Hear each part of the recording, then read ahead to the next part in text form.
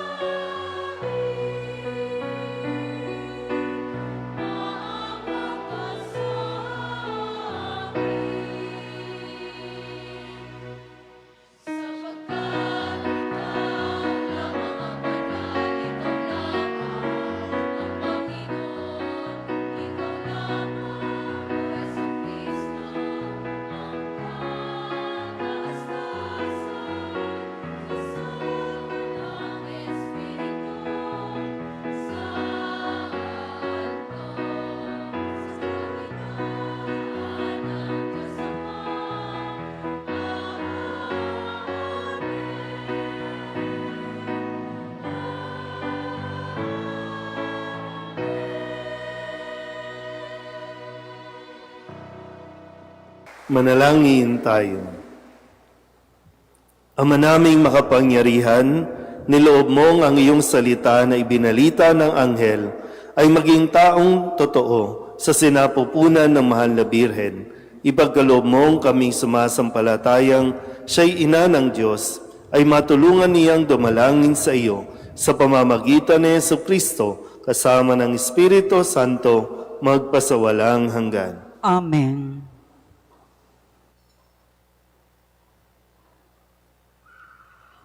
Ayon sa propesiya ni Jeremias, isisilang ang isang hari mula sa angkan ni David. Ito ang maghahatid ng bagong pag-asa at bagong buhay para sa Israel. Pagbasa mula sa aklat ni Propeta Isaías. Nalalapit na ang araw, sabi ng Panginoon. Napasisibulin ko mula sa lahi ni David ang isang sangang matuwid, isang hari na buong karunungang maghahari. Paiiralin niya sa buong lupain ang batas at katarungan. Magiging matawassay ang Huda sa panahon ng kanyang pamamahala, at ang Israel ay mapayapang mamumuhay. Ito ang pangalang itatawag sa kanya. Ang Panginoon ay matuwid. Sinasabi ng Panginoon, darating nga ang panahon na ang mga tao'y di na manunumpa ng ganito. Nariya't buhay ang Panginoong nagpalaya sa Israel mula sa Ehipto. Sa halip, sasabihin nila, saksi ko ang Panginoon na nagpalaya sa mga Israelita mula sa lupain sa hilaga at sa lahat ng lupaing pinagtapunan ko sa kanila. Babalik sila sa sariling lupa at doon muling mamumuhay. Ang salita ng Diyos. Salamat sa Diyos.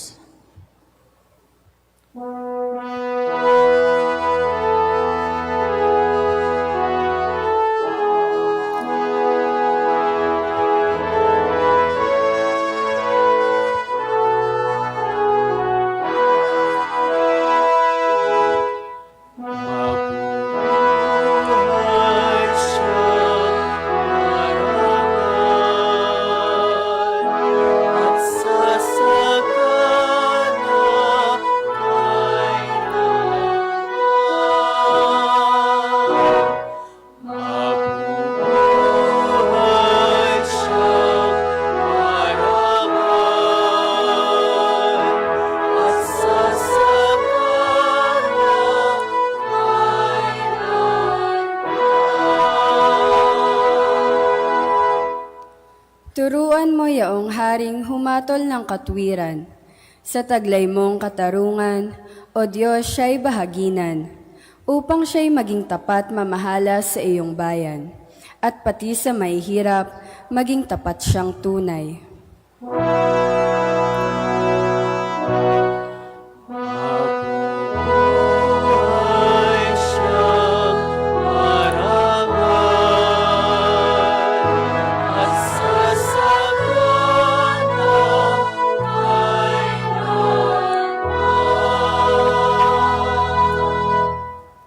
Kanya namang ililigtas ang sino mang tumatawag, lalo yaong nalimot ng mga taong may hirap. Sa ganitong mga tao, siya'y lubhang nahahabag, sa kanila tumutulong upang sila ay maligtas.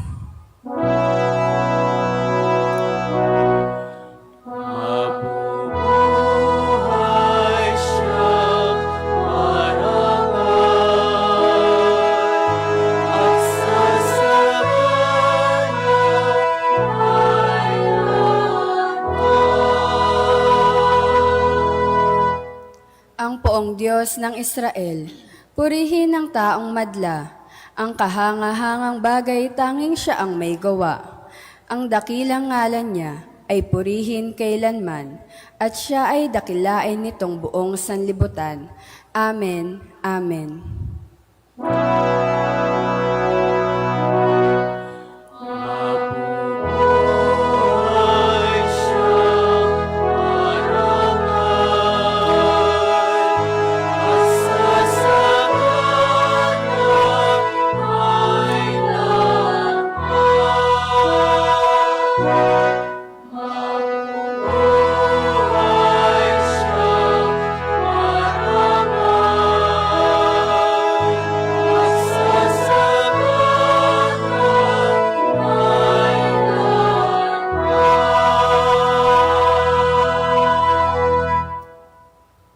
Magsitayo ang lahat.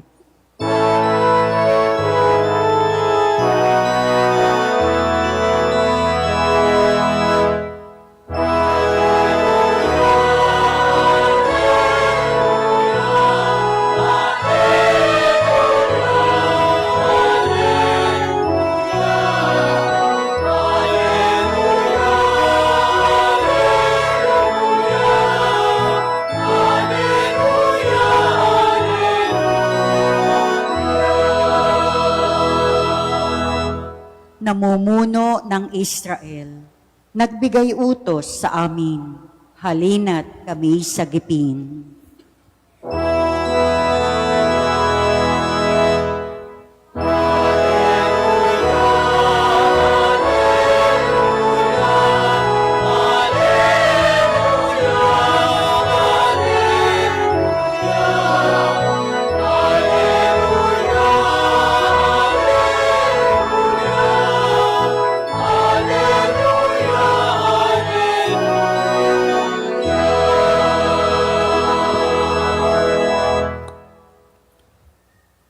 Sumainyo ang Panginoon. At sumainyo rin. Ang mabuting balita ng Panginoon ayon kay San Mateo. Papuri sa iyo, Panginoon.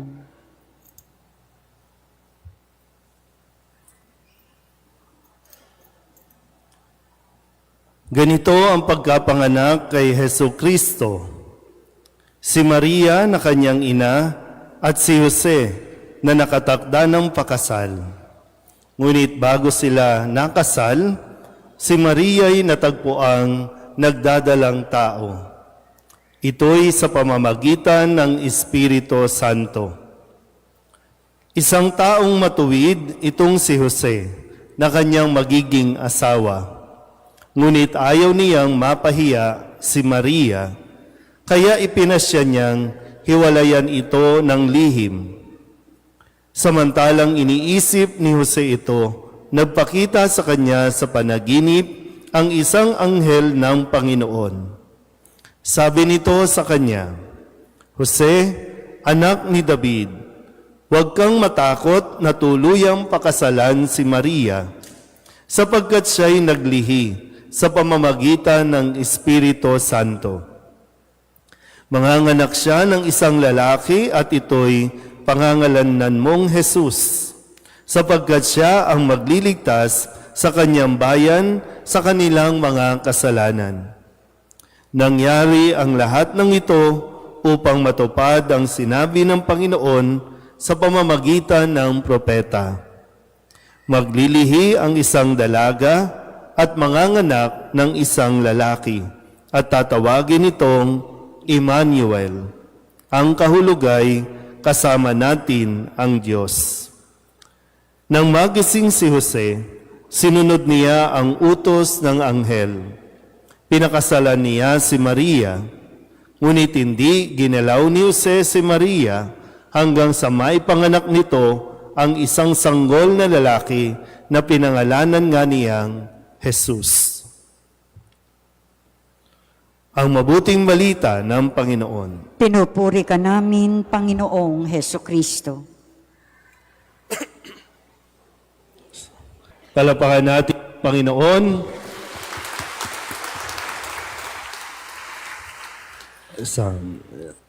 Ay nasa ikatlong linggo sa panahon ng Adbyento at tayo rin ay nasa ikatlong araw ng ating pong pagsisimbang gabi.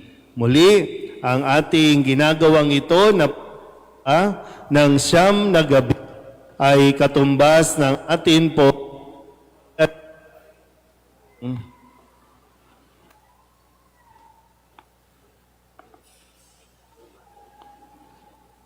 sayang, magtatanong sana ako eh. Kaso paputol-putol eh. Bukas na lang. So, ang siyam na gabi ay siyam katumbas ng siyam na buwan ng ating pong pakikiisa sa mahal na Birhen, kung saan dinala niya si Jesus ng siyam na buwan sa kanyang sinapupunan. Okay po ba? 3 araw pa lang tayo. Parang wala ng energy. Pagod na. Hindi tayo dapat mapagod, no? O kaya naman, kahit mapagod, kailangan tayong magpursige. Kailangan natin magtungo, kailangan natin marating ang Belen kung saan atin pong masasaksihan ang kasi pinanganak na si Jesus, no? Gugunitain natin ang kanyang kapanganakan. Kaya magpakatatag, ha? Habang tumatagal ito, siyempre, ayaw ng demonyo na makarating ka sa Belen. Kaya lahat, no, gagawin din ng demonyo para hindi mo matapos o kaya naman tamaring ka o panghinaan ka. Yan. Kayo naman ang pumili nito, no? 8:30. Sino bang nakakatatlong araw na? Taas nga ang kamay. Ay, iba. Welcome sa inyong first day. Pero ganun pa man, kaya pa yan, no? Mabubuhay pa yan pag 7 months, di ba, no? Mabubuhay pa yan, ha? Oh, pero wag nyo nang tuluyang patayin, ha? Kaya pang i-incubate yan. Okay. So, balikan ko lang ng konti, no? Sayang, hindi ako makakapagtanong, napuputol yung mic natin, Nung unang gabi, pinaalala sa atin, kasi, no, bawat gabi, binibigyan tayo ng gabay. No, bawat gabi, mayroong salita, mayroong kwento na dapat nating matutunan at dapat din nating maintindihan. Sa pagsisimula pa lang, kasi ito nga ay paghahanda para sa darating na Kapaskuhan. At ano ang inaasahan sa atin pagdating ng araw ng Kapaskuhan? Yung tayo ay masaya.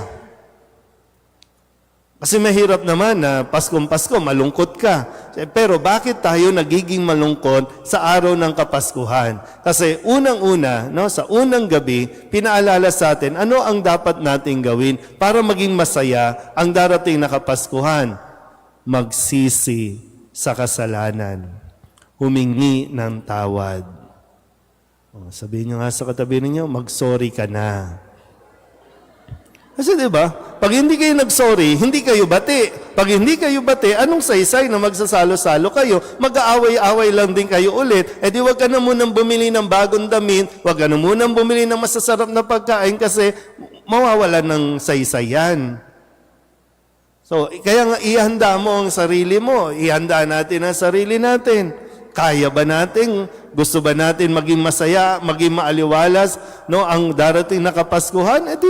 Humingi ka ng sorry at magpatawad ka din kapag may humingi na ng sorry. Para talagang masaya. Hindi yung magsasaya-sayahan lang tayo. Kunyari masaya, picture-picture, then post sa social media, ay ang saya naman ng Pasko nyo. Tapos diba may magko-comment, sana all. Diba no? Sana all. So ibig sabihin, merong hindi masaya. So bakit hindi naging masaya? Kasi merong tampuhan. Pangalawang gabi. Kagabi lang ito. Anong binigay sa atin na kwento kagabi? Uy. Ano? Taon-taon kaya ito?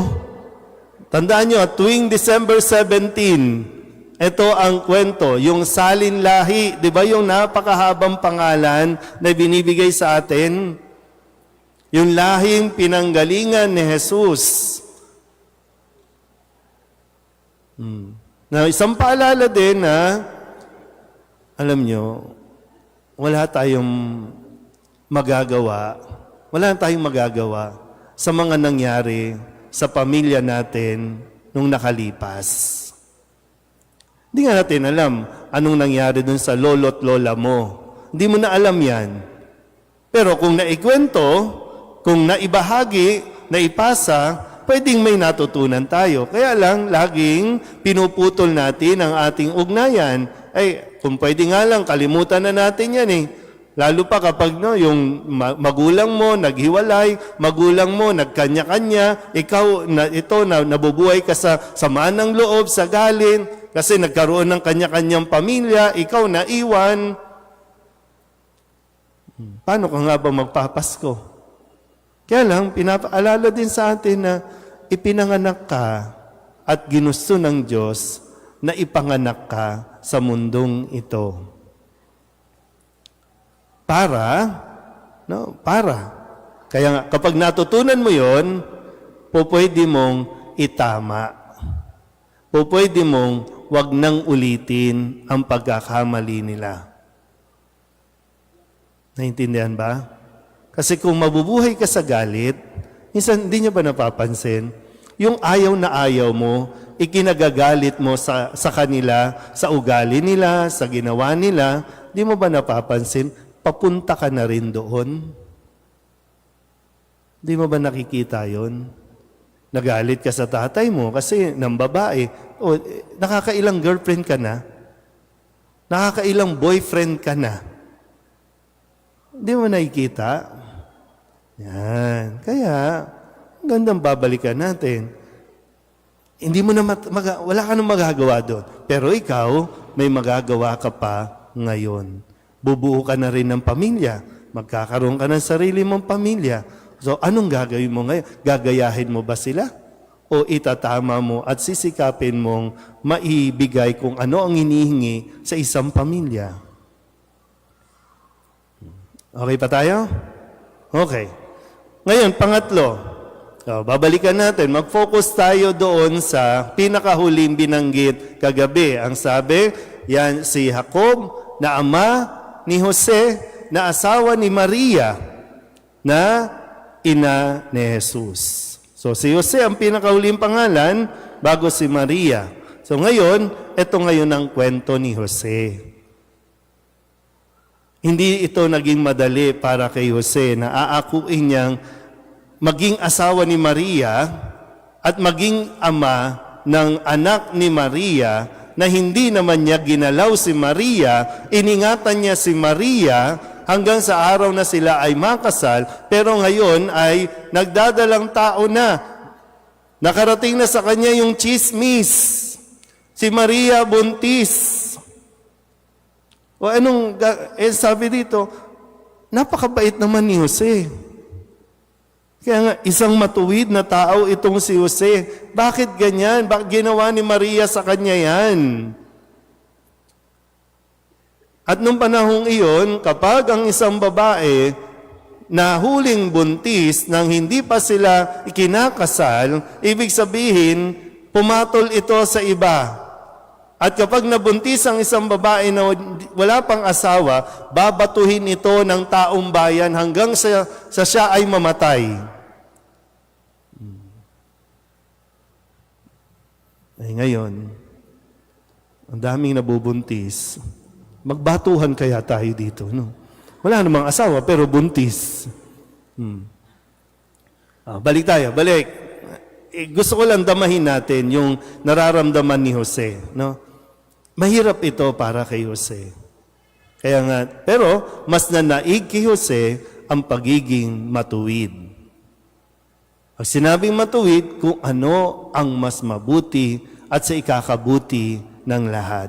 Kaya sabi, binalak niyang hihiwalayan niya na ng lihim si Maria. Para hindi mapahamak si Maria. Biruin yun, no? Kung sa pananaw ng tao, niloko ka na, Jose, tapos iisipin mo pa yung kalagayan ng babaeng yan na nanloko sa'yo, na hindi naman talaga nanloko. Okay, naintindihan po? Yan. Okay, ngayon, itong si Jose, tahimik, na tumahimik, na lumayo, nag-iisip, at nakatulong. At sa kanyang panaginip, doon na ipinaliwanag ng anghel kung ano ang sitwasyon. At hiniling din kay Jose. Hindi naman pinilit si Jose, pero ipinaliwanag ng anghel ng Panginoon ang sitwasyon. Na siya ang piniling maging ama ng Mesiyas. Siya ang pinili ng Diyos. At pagkatapos noon, nang maliwanagan si Jose, tumindig siya, sinunod niya ang anghel ng Panginoon. Kung ano ang sinabi ng anghel ng Panginoon, ginawa niya. Inako niya ang responsibilidad.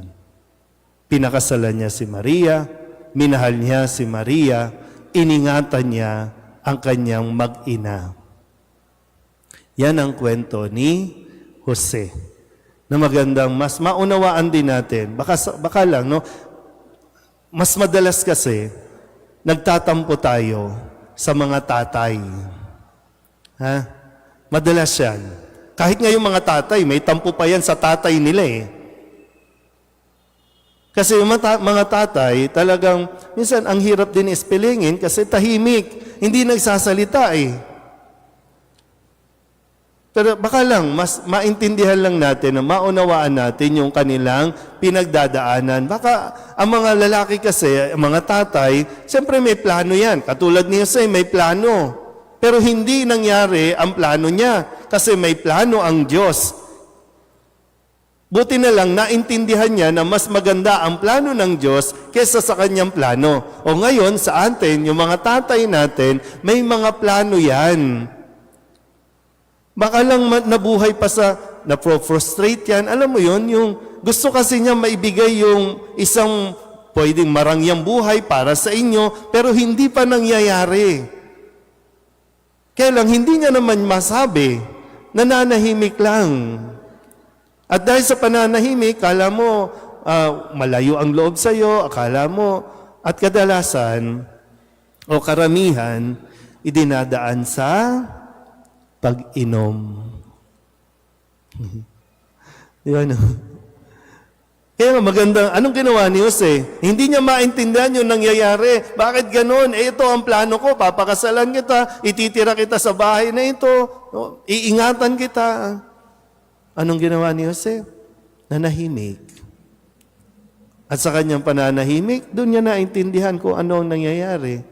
Paano nga natin maintindihan? Mga tatay, mga lalaki, paano natin maintindihan yan kung lasing ka? Paano maintindihan kung ibang espiritu ang nasa utak mo? Pag lasing na, ayan na, magsisisigaw ka na, magwawala ka na, kasi ang dami mong, di ba?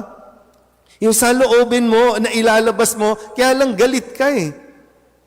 Hindi ka tuloy maintindihan ng mag-ina mo, ng pamilya mo. Kaya yung iba tuloy, sana iba na lang yung tatay ko eh.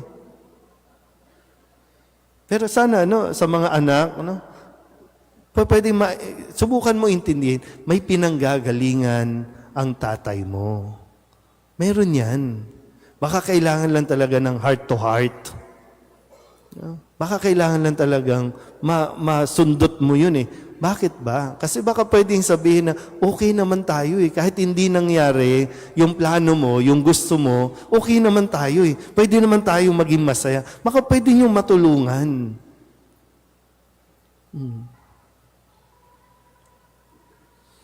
Ay. Yan no?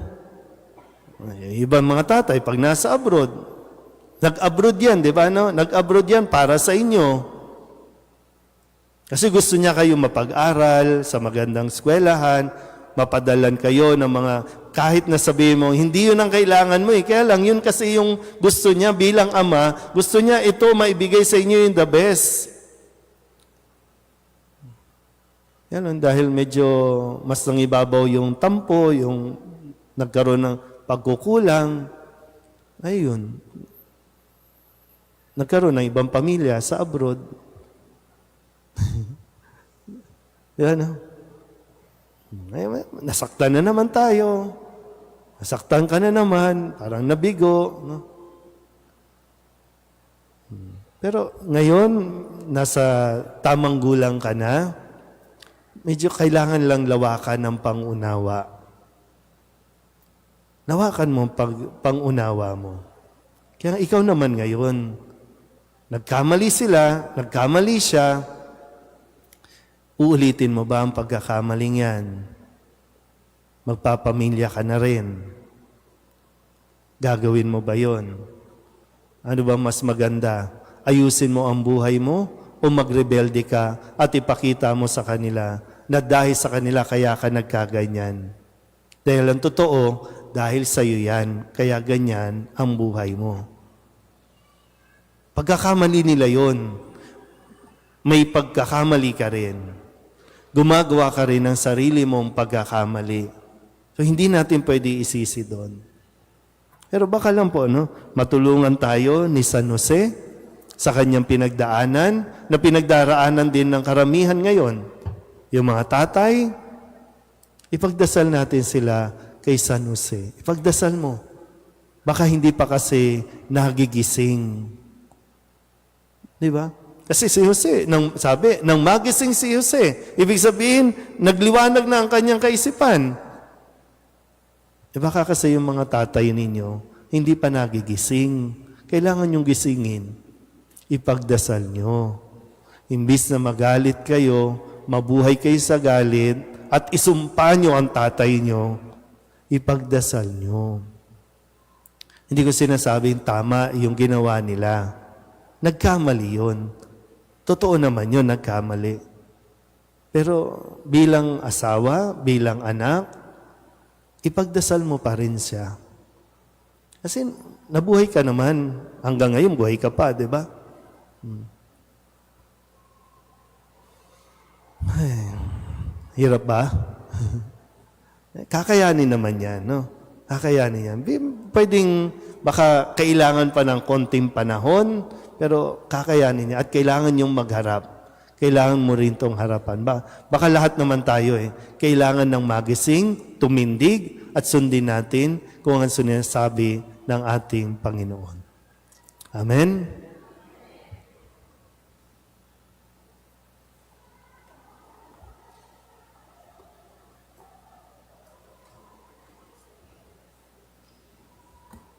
Tumayo po ang lahat.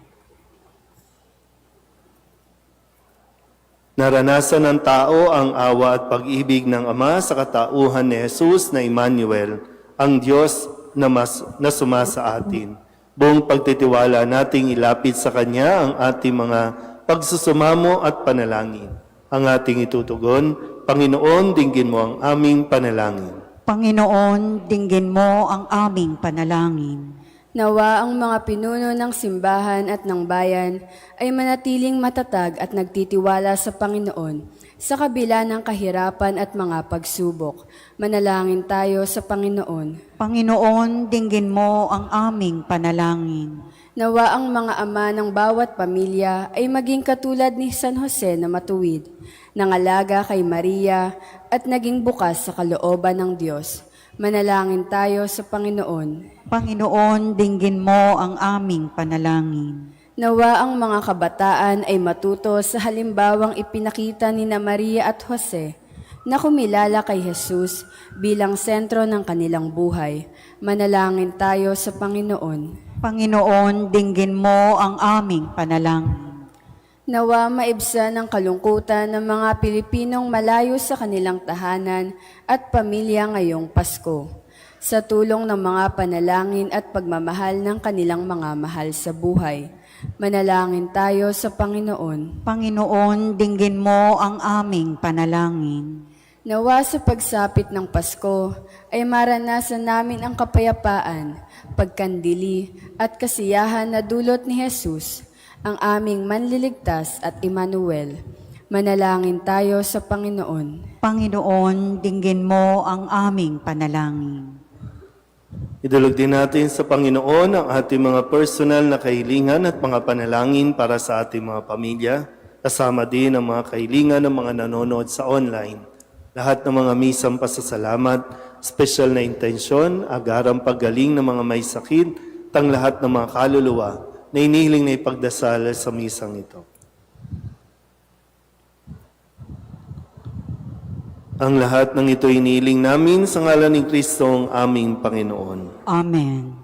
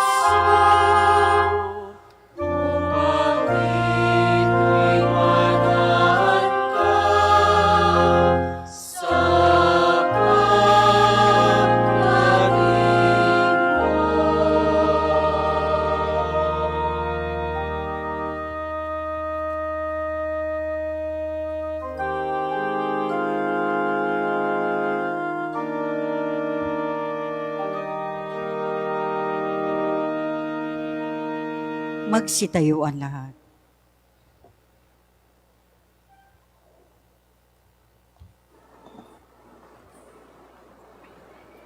Manalangin kayo mga kapatid upang paghahain natin ang kalugdan ng Diyos sa mga makapangyarihan. Tanggapin nawa ng Panginoon itong paghahain sa iyong mga kamay, sa kapurihan niya at karangalan, sa ating kapakinabangan, at sa buong sambayanan niyang banal. Ama naming lumikha, ang mga alay naming nakahain sa iyong dambana ay pabanalinawa ng paglukob ng banal na Espiritu na pumuspos sa sinapupunan ng mahal na Birheng Maria upang magdalang tao at magsilang sa iyong anak na siyang namamagitan magpasawalang hanggan. Amen. Sumainyo ang Panginoon. At sumainyo rin. Itaas sa Diyos ang inyong puso at diwa. Itinaas na namin sa Panginoon. Pasalamatan natin ang Panginoong ating Diyos. Marapat na siya ay pasalamatan. Ama naming makapangyarihan, tunay nga marapat na ikaw ay aming pasalamatan sa pamamagitan ni Jesucristo na aming Panginoon. Ang pagsusugo mo sa Kanya ay ipinahayag ng lahat ng mga propeta. Ang pagsilang niya ay pinananabikan ng mahal na Birheng Kanyang inang tunay sa kapangyarihan ng Espiritong Banal. Ang pagdating niya ay inilahad ni San Juan Bautista sa kanyang pagbibinyag. Ngayong pinaghahandaan namin ng maligayang araw ng kanyang pagsilang, kami nananabik at nananalangin lubos na makaharap sa kanyang kadakilaan. Kaya kaysa ng mga anghel na nagsisiawid ng papuri sa iyo, nang walang humpay sa kalangitan, kami nagbubunyi sa iyong kadakilaan.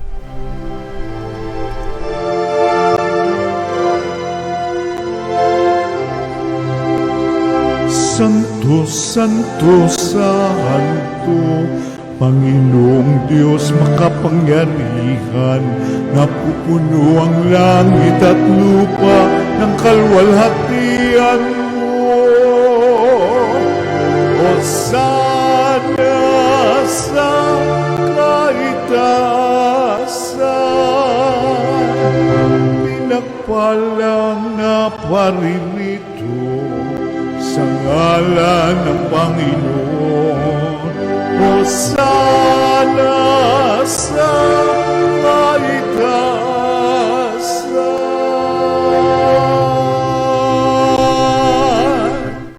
Ama naming banal, ikaw ang bukal ng tanang kabanalan. Kaya't sa pamamagitan ng iyong Espiritu, gawin mong banal ang kaloob na ito upang para sa aming maging katawan at dugo ng aming Panginoong Hesu Kristo. Bago niya pinagtisang kusang loob na maging handog, inawakan niya ang tinapay, pinasalamatan kaniya, pinaghati-hati niya iyon, iniabot sa kanyang mga alagad at sinabi, "Tanggapin ninyong lahat ito at kanin, ito ang aking katawan na iahandog para sa inyo."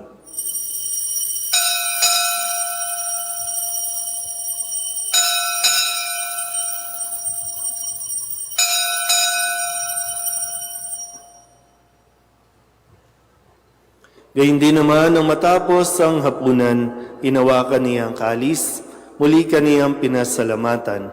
Iniabot niya ang kalis sa kanyang mga alagad at sinabi, "Tanggapin ninyong lahat ito at inumin. Ito ang kalis ng aking dugo, ng bago at walang hanggang tipan. Ang aking dugo na ibubuhos para sa inyo at para sa lahat sa ikapagpapatawad ng mga kasalanan. Gawin ninyo ito sa pag-alaala sa akin."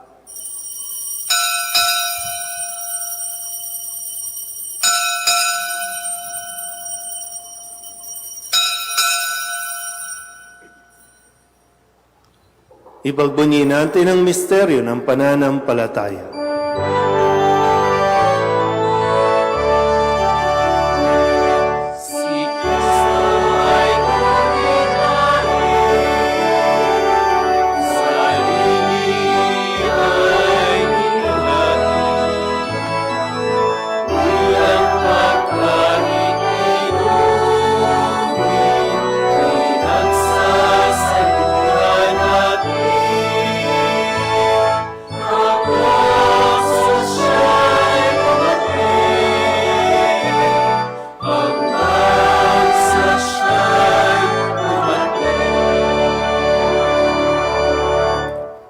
Ama, ginagawa namin ngayon ang pag-alaala sa pagkamatay at muling pagkabuhay ng iyong anak. Kaya tiniaalay namin sa iyo ang tinapay na nagbibigay buhay at ang kalis na nagkakaloob ng kaligtasan.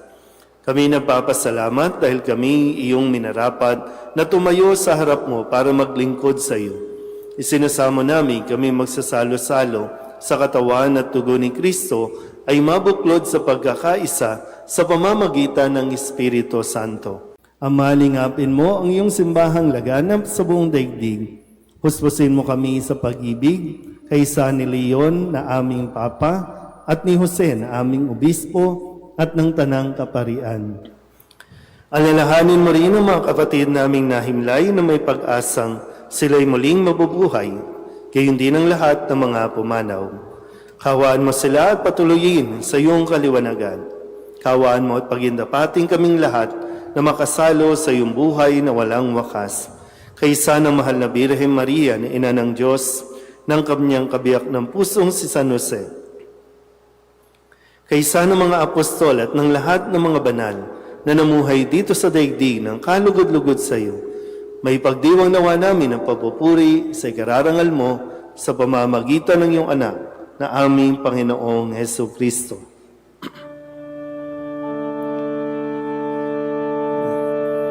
Sa pamamagitan ni Kristo, kasama niya at sa Kanya, ang lahat ng parangal at papuri ay sa iyo, Diyos Ama, makapangyarihan, kasama ng Espiritu Santo, magpasawalang hanggan.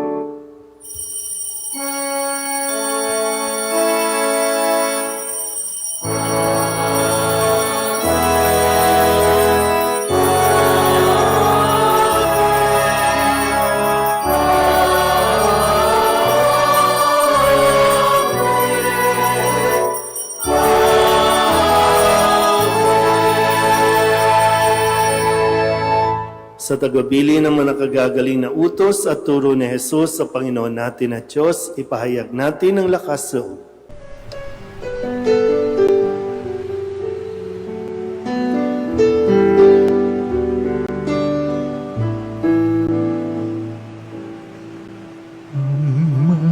namin sumasalang ka, sambahin ang ngalan mo, mapasamin ang kaharian mo, sundin ang loob mo dito sa lupa para nang sa langit. Bigyan mo po kami ngayon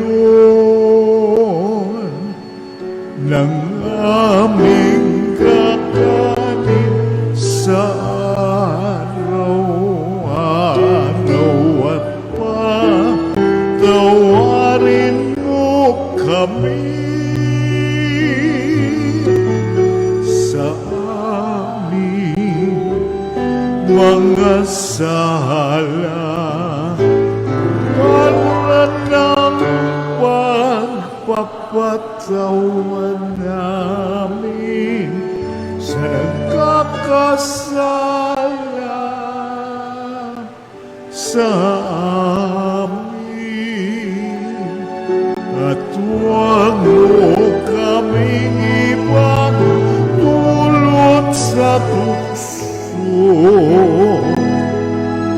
at yadya mo kami sa lahat ng masama. Inihiling namin kami iadya sa lahat ng masama, pagkalooban ng kapayapaan araw-araw, iligtas sa kasalanan at ilayo sa lahat ng kapahamakan, samantalang aming pinananabikan ang dakilang araw ng pagpapahayag ng tagapagligtas naming si Hesu Kristo.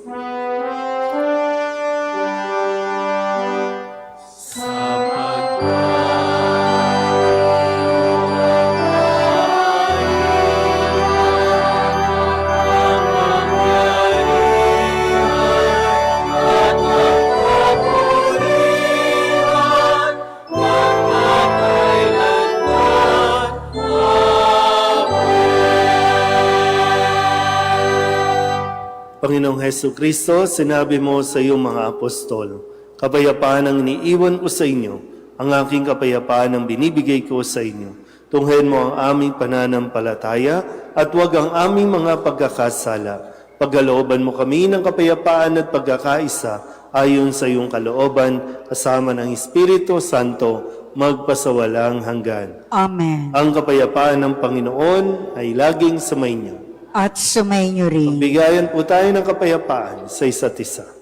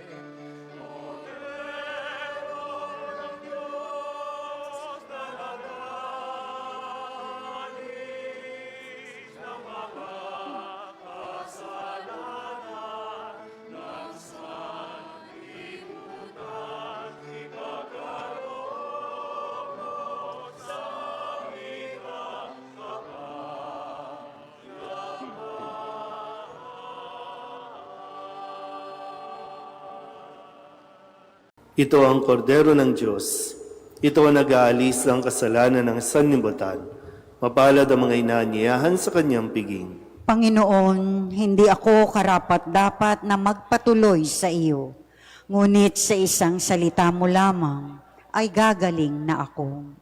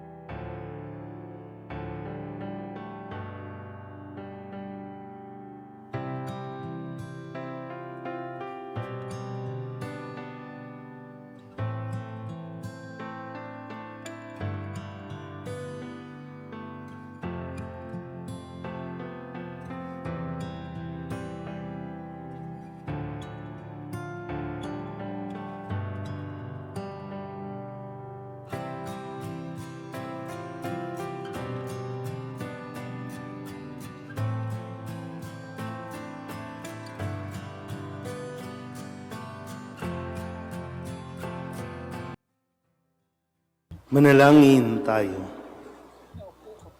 Ama naming mapagmahal, sa aming pagsasalo sa banal na hain, lagi nawa naming madama ang iyong kagandahang loob upang kami magkamit ng kaligtasan, pakundangan sa pagkakatawang tao ng iyong anak, ngayong aming ginugunita ang kanyang ina, sa pamamagitan din ni Hesu Kristo, kasama ng Espiritu Santo, magpasawalang hanggan. Amen. Sumainyo ang Panginoon. At sumainyo rin. At pagpalain kayo ng makapangyarihang Diyos, Ama at Anak at Espiritu Santo. Amen. Tapos sa banal na misa, humayo tayo sa kapayapaan ni Kristo. Salamat sa Diyos.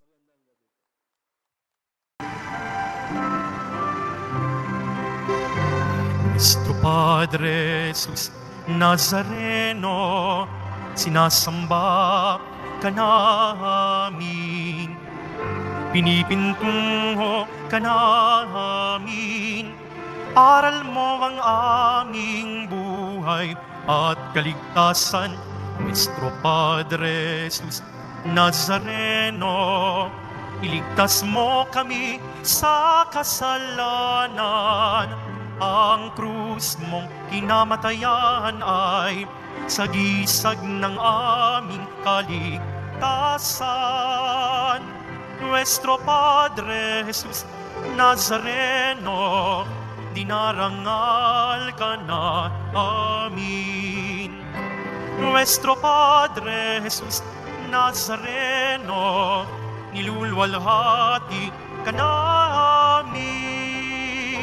Nuestro Padre Jesus Nazareno, dinarangal ka na amin. Nuestro Padre Jesus Nazareno, nilulwalhati ka namin.